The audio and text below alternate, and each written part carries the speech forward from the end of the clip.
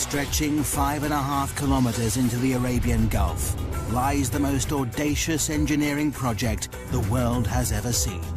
Palm Jumeirah is so vast it can be seen from space. Built only from sand and rock, threatened by earthquakes, violent storms and erosion from the sea, it's remarkable that Palm Jumeirah exists at all. If God had wanted an island in the shape of a palm tree in the ocean, he'd have put one here. Engineers must race against time and battle constantly with the forces of nature. This is a megastructure they thought could never be built.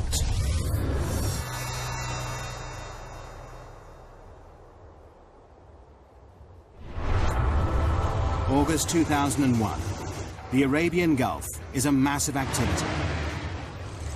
Dubai is building one of the biggest man-made islands in the world. Engineers have a daunting task ahead of them because this is a construction like no other. All structures stand in defiance of nature. Most are built from concrete and steel, materials that are artificially strengthened. But this massive island is being constructed out at sea, using only natural materials, sand and rock.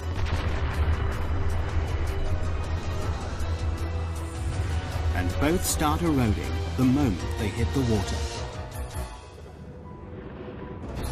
For project manager Bob Berger, it's a daunting task. Any construction is in defiance to nature, and this is an extreme example of that. Every day, we're trying to prevent the destruction of what we built. The Middle East, Dubai, the jewel of the Arab world. A kingdom built on the profits of its oil reserves. This tiny emirate, twice the size of London, is one of the richest places in the Arab world. But it hasn't always been like this. 50 years ago, Dubai was a trading town built on a creek. Over half a century later, it's been transformed. Now it's famous for gold, trade, and oil. But there's a problem on the horizon. By 2016, the oil will have run out. It'll mean disaster for the economy. Dubai must find a new source of income. The Crown Prince, Sheikh Mohammed bin Rashid Al Maktoum, has a $2 billion plan to save his country. He's ordered his kingdom to transform itself into the world's #1 luxury tourist destination. And the Crown Prince has a history of getting what he wants. To put Dubai on the map, he's already built one of the most luxurious hotels in the world, the Burj Al Arab, created top-class golf and race courses, and is planning the world's tallest building. But now, the Crown Prince's big idea is mass tourism. Dubai seems the perfect spot. It offers sun almost every day of the year, glorious beaches and azure seas. 5 million tourists visit here annually. Now they want to triple this to 15 million. But there's a problem. The coastline is a mere 72 kilometers long. Not enough space for all these extra people. But how do you make your coastline longer? The Crown Prince's plan is to build a massive island, and he wants it done by 2006. This daunting task falls to Sultan Ahmed bin Sulayman.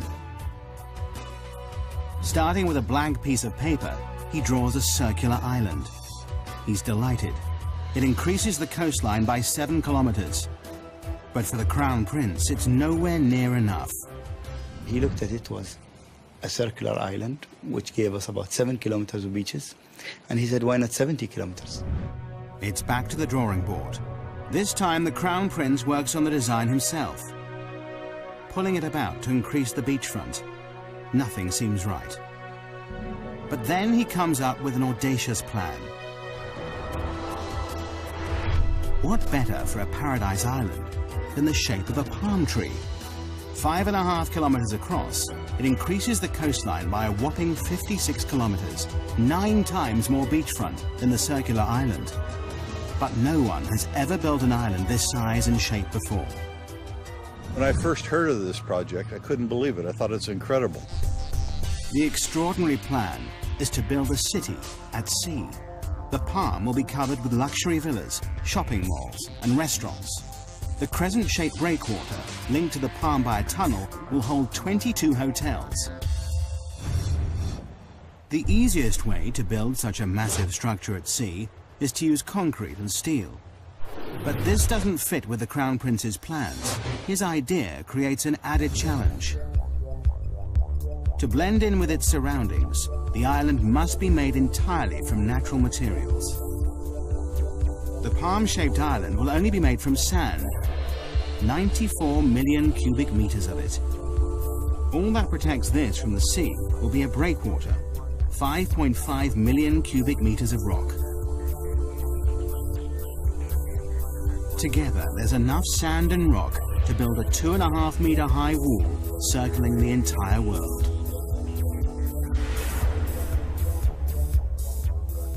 This may be the only place in the world where something like this could be done, to have the vision and then the courage to carry it through. To make this audacious plan a reality, Dubai needs the best engineers on the planet. A worldwide search leads to Northern Europe and Holland. Experts in land reclamation, the Dutch have increased Holland's landmass by 35%. The Dutch team are immediately booked for the job. The first thing they must prove is that it's possible to build an island out in the Arabian Gulf and that it'll stay there. They know the only way to keep the island in position is to surround it by a breakwater. But just how big does this sea defense need to be? To find out, researchers must calculate the strength of Dubai's storms, the height of the waves and tidal surges, and what effect global warming will have in raising the sea level.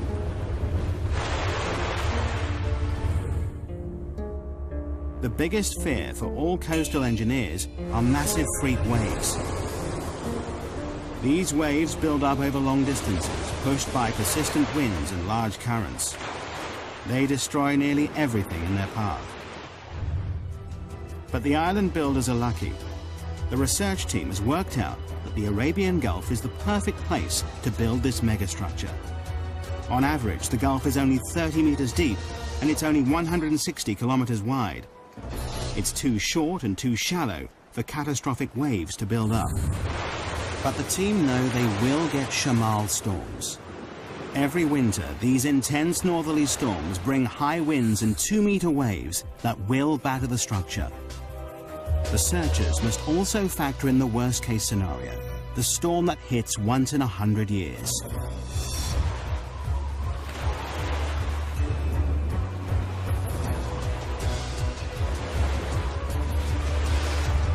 The team do the final calculations. To protect this fragile island, the breakwater must be at least 3 meters high above the waves and 11.5 kilometers long. But just when the engineers thought they were ahead, they're given another challenge. The developers in charge of this megastructure want to start construction immediately, before the research is complete. It's a huge gamble that could come back to bite them. If they haven't got it right, the whole structure might be washed away. As well as starting before they're ready, the engineers must perform a miracle. Normally, a project like this would take 15 years to build, but they must do it in 5. Before work can begin, the engineers must first work out just where this awesome creation should be built. The job falls to one man, project manager Bob Berger. Of course, one of the problems we have working in the sea is that there's no place to put stakes. Don't know where this project is going to go. So what we did, we were requested by His Highness Sheikh Mohammed to know where this island is going to be. We marked off the center of our plot. I stood there, the very first one, right in the edge of the water.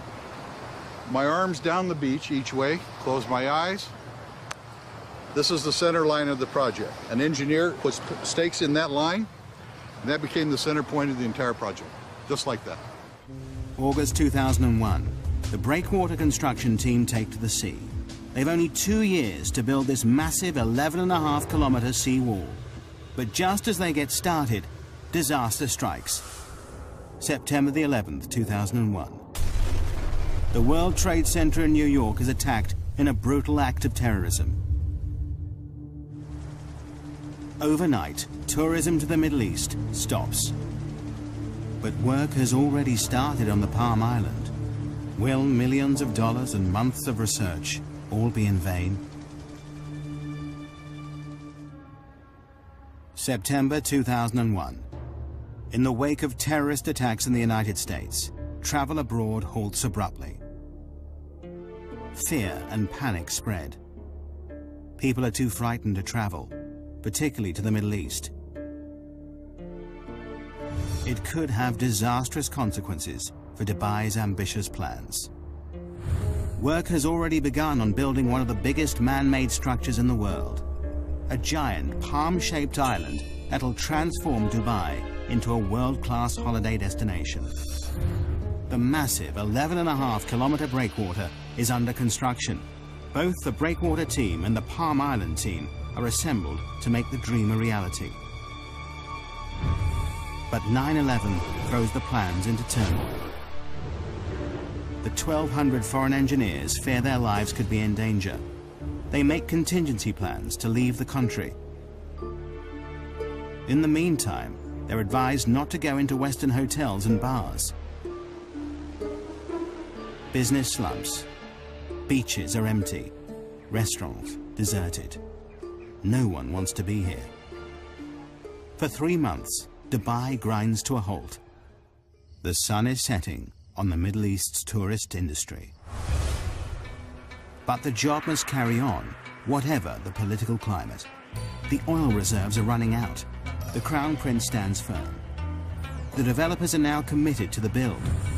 Millions of dollars have been spent hiring the world's top reclamation engineers. They've worked on huge projects, like Hong Kong's Cheplak Kok Airport, Holland's North Sea Wall, and Singapore's Industrial Centre.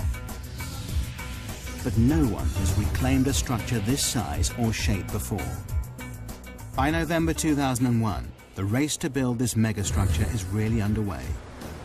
9 barges, 15 tugboats, 4 dredgers, 30 heavy land-based machines, and 10 floating cranes are needed to construct the massive seawall.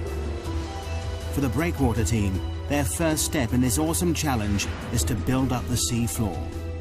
3 massive dredgers take up a thin layer of sand from the barren seabed nearby. Then they dump this sand in a layer up to 7.4 meters thick. This must be done while the sea is at its calmest. To keep it in place, barge loads of rubble are dropped on top of this. This bed of rock will raise the breakwater from 4 meters below sea level to 3 meters above. It's the beginning of the sea defense, without which the island cannot exist. The sloping layers take out the force of the waves as they hit the wall, but the sand and rubble layer is only the base, the core of the breakwater. What really creates the protection is the outer armor. For this, engineers need vast lumps of rock. Each piece of rock weighs up to 6 tons. It's these massive boulders that will protect the fragile island from the destructive force of the sea. But sourcing enough rock is an enormous task.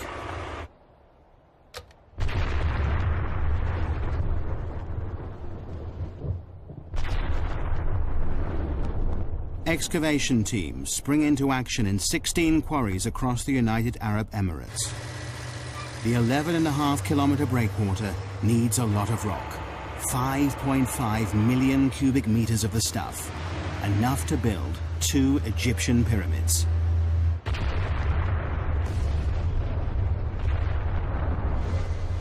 Rock is blasted out of the mountains night and day.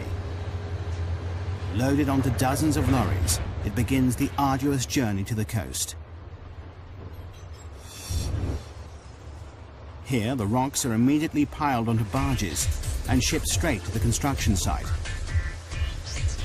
It takes less than 24 hours for each rock to travel from quarry to breakwater.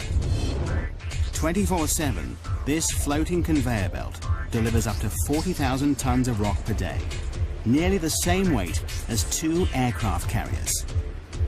The density, size, strength and permeability of each boulder is crucial. This stone wall must last for centuries. There's no concrete or steel holding these rocks in place. These vast boulders are not just dumped in position, Graded by size and weight, it's the sheer volume that keeps them here. Positioned by cranes, each rock must interlock with the next to withstand the full force of the sea. Constant checks are needed to ensure the breakwater is in the right place and the rocks are stable. The only sure way to do this is to send in divers to pinpoint and check every meter of it. Nothing about this megastructure is left to chance. Any movement could cause the rock to crack and the wall to disintegrate, leaving the whole project vulnerable. A detailed study of the breakwater rocks below the water is noted. Divers are looking for signs of fatigue on these 6-ton boulders. Their fear is that some will have splintered or been knocked out of place by strong waves when they were put here. Every 27 meters, a diver surfaces to record the location of the rocks they're checking. The reading is taken from a man based on land, but so far this section of the breakwater stands firm. January 2002. 6 months after work began, a large section of breakwater stands proud 4.5 kilometers out at sea. For everyone involved, it's an exciting time as the dream becomes reality. When the first breakwater came up, of course, we all went out there. We had to stand on it, this tiny little precipice of rock in the middle of the ocean, and look back at Dubai and say that this is the beginnings of our job. It's a momentous achievement for the team, but there's still over 10 kilometers of this vast sea wall to build. The engineers are jubilant, but their happiness is short-lived. Winter is closing in. With a schedule of only 2 years to complete the breakwater, the last thing anyone needs is a delay. Winter in the Middle East brings shamals, great storms with winds of up to 56 kilometers per hour. Wind shifts are sudden, whipping up the sea, bringing torrential rain, violent thunderstorms, or blinding dust storms. On land, little can move. Out at sea, things are even worse. Massive waves batter the boats that need dead calm water to place the sand and rock with pinpoint accuracy. We had to seek shelter in the very little shelter that we had built. Engineers planned for the bad weather, but the storms of March 2002 are worse than they feared. Everybody crowding around trying to protect themselves from the storms. The boats find shelter, but more worryingly, will the breakwater hold?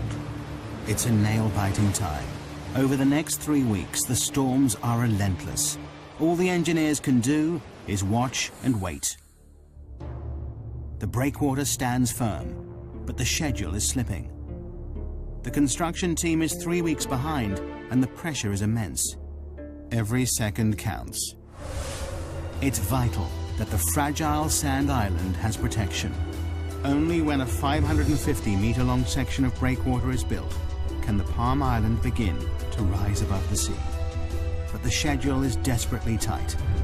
The entire megastructure must be complete by 2006. They have 2.5 years to create the island and breakwater, and just 2 years to build the city on it. The only way to meet the deadline is for both the breakwater and the island to be built at the same time. It's not an ideal situation. It will mean that throughout the build, the Palm Island will have the bare minimum of protection from the sea. But the engineers have no choice. The deadline is set. While the second team building the island wait for the protective breakwater to be built, they keep ahead of schedule by laying the sand foundations below sea level.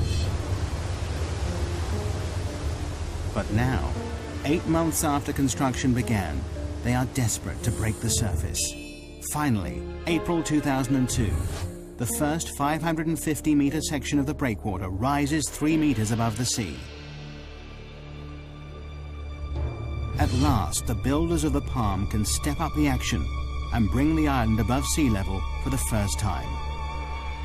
To complete this massive island, Team 2 has the awesome task of finding 94 million cubic meters of sand to create their island, enough to cover the whole of Manhattan 1 meter deep. It's an enormous job in itself, but finding the right sand is an added headache. Dubai has more sand than it could ever need. But there's a problem. Desert sand is the wrong material for the job. It's too fine. The particles won't cling together. It means that the vast sand island would simply wash away.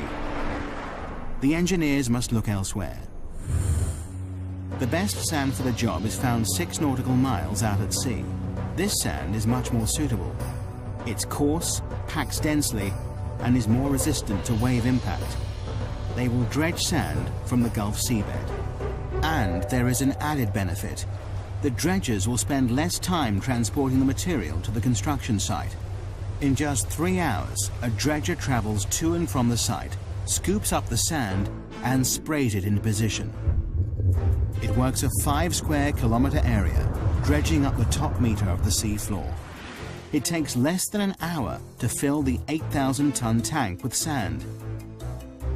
The sand is then pumped through a pipe and sprayed into place at 10 meters per second, enough to fill an Olympic swimming pool in 4 minutes. The process is called rainbowing.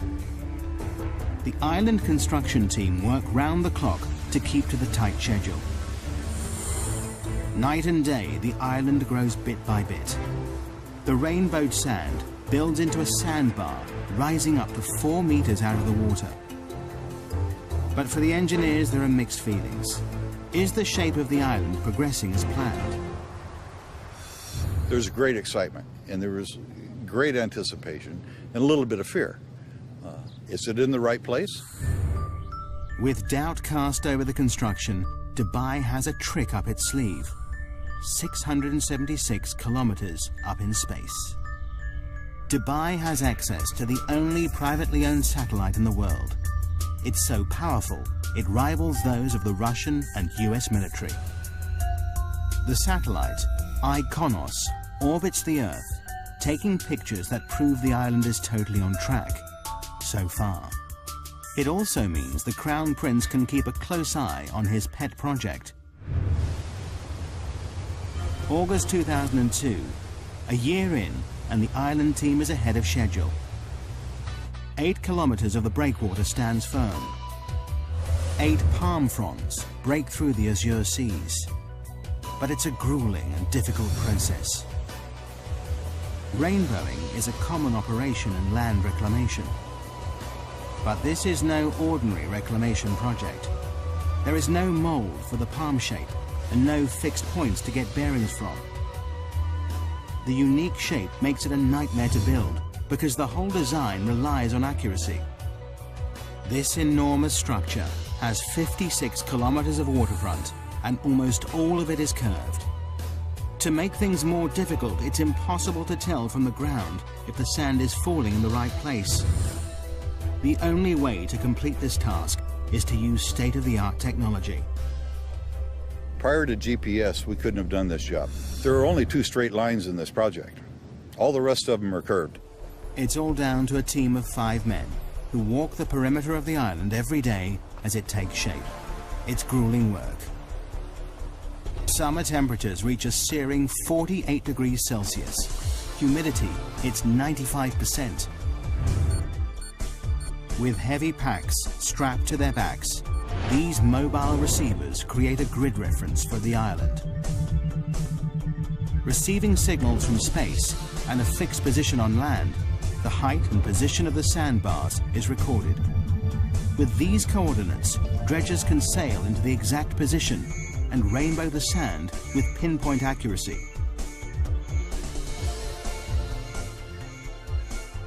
Only by using state-of-the-art GPS technology can this awesome megastructure take shape. As the world watches, the Palm Island becomes a reality. At the same time, faith in this tiny emirate is restored. Post 9/11, Dubai emerges as a safe haven in the Middle East. The beaches fill up again. Business resumes. The Crown Prince's gamble to continue construction has paid off. But there is still a deadline to meet. The island must be built by 2006. Coordination between the 2 teams, one building the breakwater and the other reclaiming the sand island, is crucial. If they don't work in perfect synchronicity, the whole project could be thrown into jeopardy. If the breakwater progressed too quickly, it would cut off access for the reclamation contractor. If the reclamation went too quickly, then it would be at risk for the storms. We couldn't let one get ahead of the other in any way. It's a delicate balance. But a year into the project, and incredibly, work is on schedule. Against all odds, the Palm Island rises above the waves, protected by the ever-increasing sea wall. It's a symbol of engineering achievement. But the engineers' biggest challenge is still to come: how to make the island safe to build on. The majestic Palm Island is only made from sand. But sand is unstable and highly susceptible to the movement of water around it. It also takes time to settle before it's strong enough to build on. But this awesome structure will support a city of 120,000 people, and their safety relies on firm foundations. This massive sand island must be made rock solid. But how? October 2002. Dubai is building the world's most audacious engineering project in the Arabian Gulf. A 5.5-kilometer island in the shape of a palm tree, made entirely out of natural materials. A year into the build, and 2/3 of the breakwater is complete. 8 kilometers of massive rocks piled 3 meters above the waves, backed by 200 meters of beach that will eventually carry 22 hotels. Behind this sea defense, the first 9 palm fronds made of sand rise above the water. Dredgers spray sand from the seafloor, a process called rainbowing, to create the first half of the 5.5-kilometer island. But building a man-made structure in the middle of the sea with only rock and sand throws up challenges every step of the way. The team constantly battle with nature as the sea erodes the work they do.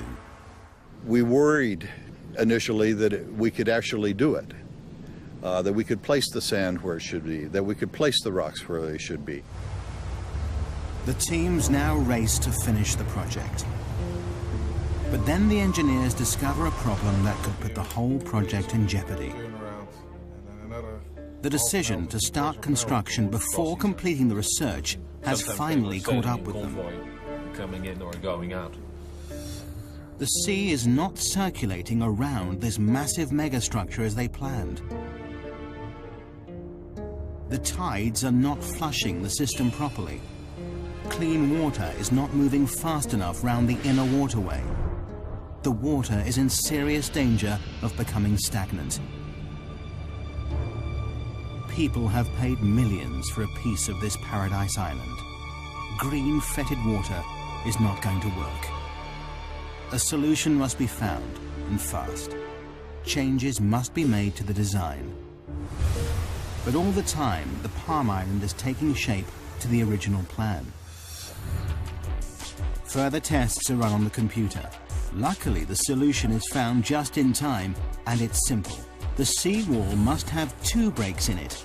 2 4-lane bridges link the sections of the breakwater. These 2 openings mean enough fresh-flowing water can get into the system. Twice a day, the tide enters the structure, pushing clean water around the fronds. Over 2 weeks, the entire waterway is replenished. But there is always a fear it may return. Environmentalists now test the water every day to check that the system is working. The return of algae and stagnant water is something they can't allow. With the water quality assured, the project is back on track. Teams race to finish the structure. 7 dredgers rainbow the sand, creating the last few palm fronds. Floating cranes lift the final rocks into place. By August 2003, the breakwater is complete. An awesome 5.5 million cubic meters of rock now holds back the full force of the sea. 2 months later, in October, the island reclamation is finished. 94 million cubic meters of sand have been pumped into the Arabian Gulf to create the perfect palm shape. In just over 2 years, the Palm Island has finally risen from the sea. The deadline has been met just on time, and phase 1 of this monumental engineering challenge has been accomplished. There is still a very long way to go. Phase 1 is only the completion of the foundations. Now to fulfill the Crown Prince's dream. 4,500 houses and apartments, hotels and shopping malls must be built along the waterfront. This sand island must support an entire city. But here lies the next major problem. Sand is not easy to build on. Because the sand has been sprayed into position, it's loose and uncompacted. We get the material for the islands dredged from the seabed, which means that all the fine materials are already cleansed from the sands. You can drive on it within a couple hours after you reclaim it. However, it's not satisfactory to build on. But a strong base is vital to support this city at sea. Before construction can start, engineers must find a way to compact the sand to make it firm. In theory, the idea is simple. All we have to do then is compress the top layer. As you can see, when you press down, very little displacement, except straight down, nothing to the side. That gives us a firm surface to build on. But in reality, the engineers are working with an area spread over 5 square kilometers. Over time, the sand will compact naturally, but this will take years. And time is something the engineers don't have. Construction of the infrastructure must start immediately. As if the schedule wasn't pressure enough, there is another, more important reason why the foundations of the city must be made extra strong. Dubai sits just on the edge of a major earthquake zone. Bam, Iran, north of the Arabian Gulf. 5:26 a.m., 26th of December 2003. The town is hit by a quake measuring a massive 6.6 on the Richter scale. In minutes, 60% of the buildings are leveled. 43,000 are dead, 20,000 injured, and 60,000 are homeless. Following this, multiple quakes hit Dubai 480 kilometers across the Arabian Gulf. It's a wake-up call to the Palm Island project. If the epicenter hit Dubai, it could spell disaster. Should an earthquake come through the area, the sand might lose its cohesiveness down deep. The reclamation process piles sand one grain upon another. If we put the ocean around it, you see the island. However, the lateral forces of an earthquake can make the island disappear. This terrifying phenomenon is called liquefaction. It happens when a quake shakes the Earth's surface, causing sand particles to move. As the sand compacts, it pushes the water between the particles upwards, making the ground liquefy. It means the island would sink back into the sea. This was terrifyingly evident in Kobe, Japan. In 1995, an earthquake measuring 7.2 on the Richter scale rocks the city. In seconds, the buildings are reduced to rubble. But in the harbor, events are very different. The force of the quake liquefies the reclaimed land the port is built on. Harbor buildings and walls literally sink into the sea, causing nearly $7 billion of damage. It's something they can't risk in Dubai. Before any houses can be built, Palm Jumeirah must be made strong enough to prevent it from liquefaction. The team work out they need to compact a layer of sand 12 meters deep, too deep to compact by normal road roller. The only solution is a process called vibrocompaction. January 2004. 15 machines work around the clock to firm up the land. Probes drill over 200,000 holes into the ground across the surface of the island. High-pressure water and air drives each probe deep into the earth. This shaft then vibrates, shaking the ground around it. The earth is compacted. It's a tried and tested formula. As the sand compacts and sinks, more sand is poured in until the area around the probes is rock solid. It takes the team 8 months to stabilize the 17 palm fronds, but it has to be done to ensure the safety of 120,000 people who will live and work here. March 2004, 2.5 years into the project, and Palm Jumeirah is ready to become a building site. Now thousands of trucks and cranes, tons of supplies, and 2,000 laborers descend on the island. This is the most complicated part of the project, the installation of the infrastructure, gas pipes, electricity cables, water supply, and buildings. In 2 years, they must build an entire city at sea. But have the developers set themselves a near impossible target?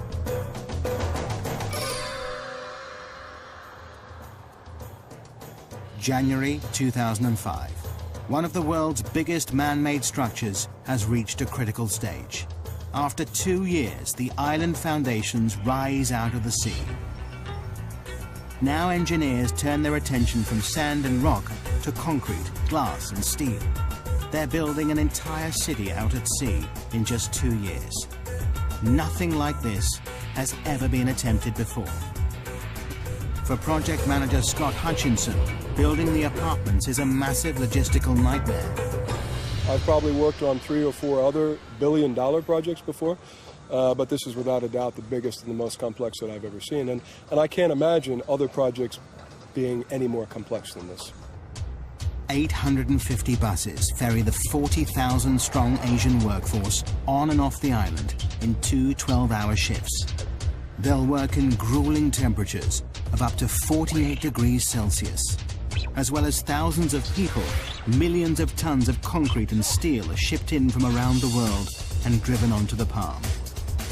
51 different contractors build houses, roads, canals, shopping centres, sewage plants, and each part of the jigsaw must meet the next perfectly. To stay on schedule, all the materials must arrive on site exactly on time, and they will go to any lengths if they don't. If material isn't showing up from overseas, you put somebody on the plane and fly the guy out there to get it done. You don't wait, you don't sort of react, you just get out there and try and be proactive, because otherwise a job this size never gets done. Supply is not the only problem. Installation of the utilities and pipelines is a massive headache. Miles and miles of gas and water pipelines need to be laid across many different parts of the construction site. Munir Haidar, head of the technical team, knows that on a job this size, a good plan is vital. It's not that there is no plan, there is a plan, but you have to monitor and adjust this plan on a daily basis because it changes every day. Since the island's launch in 2001, it's changed beyond recognition. Originally, Palm Jumeirah was designed to house and service 60,000 people.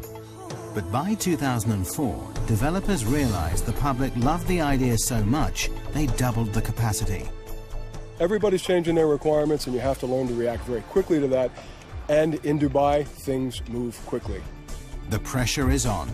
Incredibly, when the Palm was first released to the public, all the houses sold in 3 days. The most expensive go for $1.2 million. David Beckham and the England football team are amongst the owners. Now, 3 years on, the residents want to move in. There are over 1,800 villas to build on the Palm fronds, enough to stretch the Champs-Élysées in Paris 14 times. The delivery date looms nearer, and many of the houses are still at ground level. The schedule is slipping, but the Crown Prince has promised the world a luxury location by 2006. The deadline must be met. To add to the pressure, the design of the palm trunk gets more elaborate every year. This 1.6-kilometer stretch will carry at least 8,000 villa and apartment complexes, 220 shopping malls and restaurants, and the developers are still threatening more. A new plan is the 36-story Palm Tower. more space for shops, restaurants, and 450 deluxe apartments. But all this extra development comes at a price. The deadline for the trunk has slipped to 2008. Well, I guess one of the best parts about it is that when you get frustrated of all the challenges and the paperwork and the meetings and everything that goes with building a project like this, you come outside, you see the sunset, you see the sea, and you really realize not only is it an amazing project, but it's an amazing setting. But this awesome setting creates hidden problems for the engineers. With Phase 1 complete, the island reclaimed, the Palm now faces its biggest enemy, the environment. Nature will permanently try to destroy anything built in its way. The bigger the megastructure, the bigger the problem. From the start of construction, there has been one issue engineers know they will face: the problem of erosion. All beaches are constantly affected by waves, but with a man-made island, the problem is exaggerated. These beaches are not naturally replenished with sand by the sea. If nature won't do it, someone has to. Otherwise, the whole island will be washed away. Only now the island is complete can they see the full extent of the problem. Engineers have studied every meter of the Palm's 56-kilometer coastline, analyzing the effect the waves have on its shape. The results show the sand is gradually being washed away in some places and built up further along the structure. Left unchecked, the beaches will no longer be straight, and Paradise Island will fail. But the engineers are confident that through constant maintenance, they can keep the intricate palm shape. Just when the developers think they've cracked the problem, an even bigger dilemma rears its head. Beach erosion is also affecting the Dubai coastline on a much bigger scale. Dubai is famous for its beautiful beaches. Could the success of the megastructure cause the mainland's downfall? Normally, the currents evenly push the sand along the coastline, keeping the beach straight. By building a massive structure so close to the shoreline, wave movement in the area has altered. The current is changing the shape of the coastline. In some places, sand is deposited, extending the beaches out to sea. In others, the beach is eroded away. And initial research shows some worrying facts. In some places, the shoreline could be eroded by 5 to 10 meters per year. Eventually, it could destroy mainland resorts, property, and roads. In time, the coastline will settle down. Nature and the structure will learn to live with each other. But this may take years. In the meantime, the developers have bought a dredger. This will suck up the sand where it is built up along the coast and deposit it in the areas suffering from erosion, returning the coastline to its original shape. Dubai's beaches are safe, for now. The engineers are constantly working out how to tame nature's forces. The erosion problem is under control. But the threat to the project doesn't just come from the surface of the sea. They now face a new dilemma beneath the waves. How has this awesome megastructure impacted on the ecology of the area?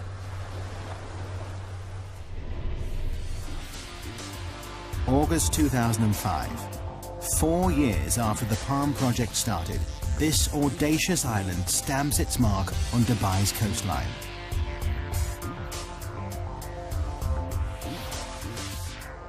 This was the first step, a big step, in putting Dubai on the map. But by pushing into unknown territory, building structures never built before, engineers face new problems all the time. Since the Palm Island's conception, environmentalists have been convinced the building of this megastructure would destroy local marine life, ruining one of its greatest selling points, the azure seas it sits in. For the developers, it's a problem they're constantly watching. Every 6 weeks, divers check the waters. Fish and corals are monitored and measured. But fears that construction may have destroyed this underwater world appear unfounded so far. In fact, this megastructure seems to be having the opposite effect. Not only is the marine life unaffected by dredgers removing a meter-thick layer of sand, but the breakwater has created shelter for fish and is attracting new species into the area. Now the palm developers are turning this to their advantage. They plan to build the largest artificial reef in the world. In June 2004, 2 jet fighter planes were dropped to the seafloor for people to dive on. There are even plans to sink a red London double-decker bus. In true Dubai style, they'll create something from nothing to rival the reefs of Australia, the Red Sea, and the Maldives. Even before the palm is finished, the Crown Prince is inspired by its success. Now he wants 2 more islands, each bigger than the last. Palm Jebel Ali is 1 year into construction. It's twice the size of the first, nearly 8 kilometers in diameter. This is designed to be a tranquil island with 29 luxury hotels and an inner ring of water homes that spell out an Arabic poem scribed by the Crown Prince himself.